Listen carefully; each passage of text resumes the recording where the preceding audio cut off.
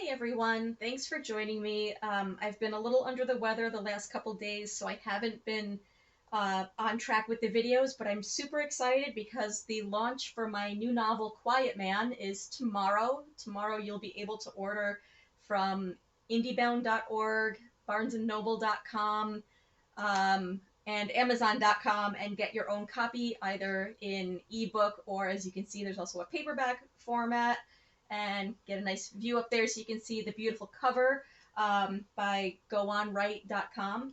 So I thought tonight, since I'm hanging out and being cozy with Spango and Mugzy here on the couch, we would have a little bedtime story time. So I'm going to read a little bit from the first chapter. There won't be any spoilers. I'm not going to go too far in to the first chapter. But just to give you a little taste of what Quiet Man is about. Trigger warning, make sure the kids are in bed.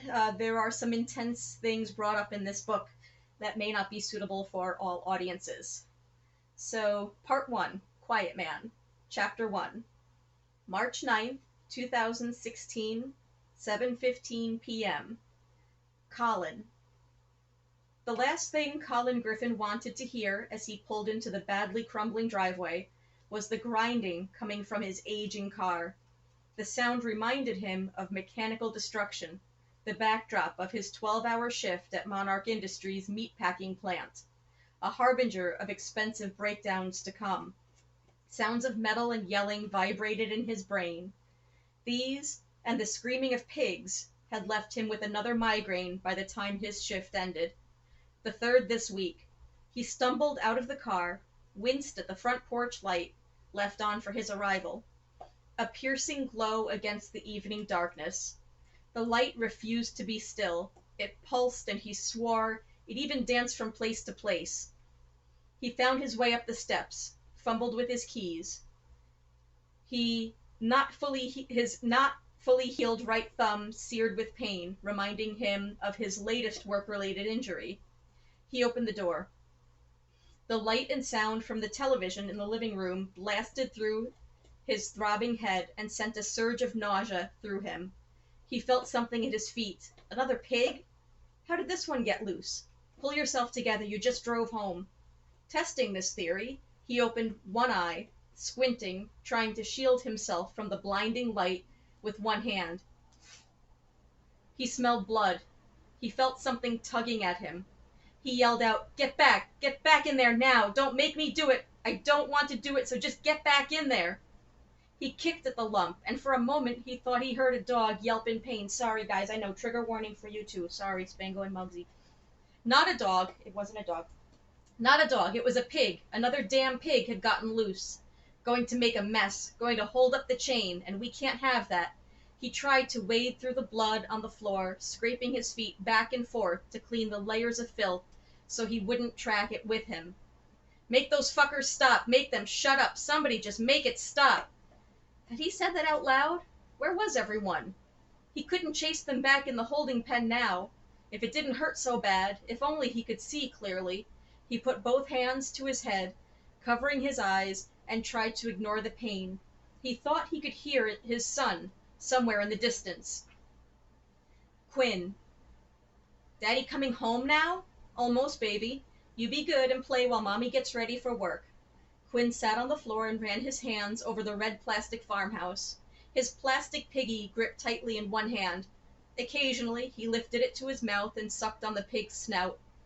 He heard the jangling of keys, and at last his daddy appeared in the doorway. Daddy wanted to play hide and seek. Quinn knew, because Daddy had covered his eyes with both hands. Both hands. He really wanted to hide. I found you, Daddy. Quinn jumped up and hugged his father's legs.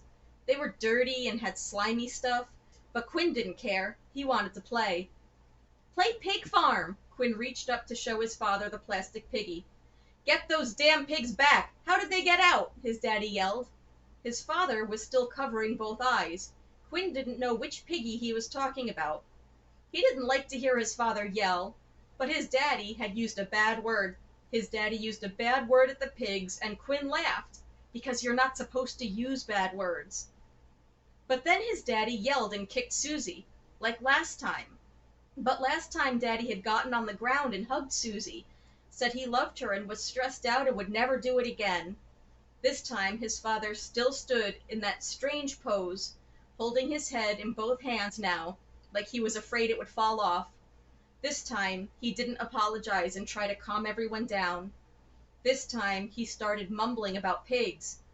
Make them stop it. Someone just shut them up. Someone shut them up. Quinn began to shake. He didn't know what pigs. His toy pigs? He didn't see any real pigs. He tried to shut up, if that was what his daddy wanted. Was his daddy calling him a pig? Why you doing that? You steppin' poop? Quinn asked, hesitant. He had seen his father scrape his feet back and forth before like that. It was when Susie had pooped in the driveway, and Daddy had stepped in it. He had scraped it off his shoe. Quinn remembered how back then Daddy had laughed. He hadn't yelled or called names or kicked Susie. He had laughed. Mommy had laughed. Quinn laughed and covered his nose back then. But he didn't smell poop now, and he knew this was not a time to laugh. He felt more like crying. He didn't want to cry, didn't want to upset his daddy. He brought his favorite toy, a peace offering, to calm his father. He held up the plastic pig, but his daddy didn't seem to see it. He held it up higher as if to say, "Look, Daddy, this is a good pig, not one of those bad curse word pigs." But his father didn't take his hands from his eyes. Quinn thought of how every time he got scared, his daddy would make him feel better. He would sing "Twinkle, Twinkle" or his favorite, so Quinn started singing to his father. Old MacDonald's had a farm, E-I-E-I-O. But his daddy wouldn't stop hiding. He kept his hands up. Quinn tried not to cry. He tried not, he tried not, he tried not, and then he cried loud. Then Daddy stepped on the farm. Quinn dropped the piggy and tried to run. Daddy broke the table. Then everything crashed. That's as far as you're going to get into chapter 1 tonight. You got to order the book and read the rest if you want to know what's going to happen next. So, Spango and Mugzy, I hope I'm not giving you nightmares by reading you a scary story before bedtime.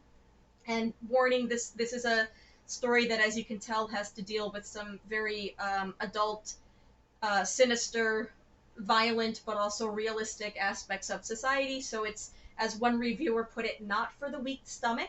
But if you are interested in crime books, horror books, books with social justice themes to them, then I highly encourage you to check it out.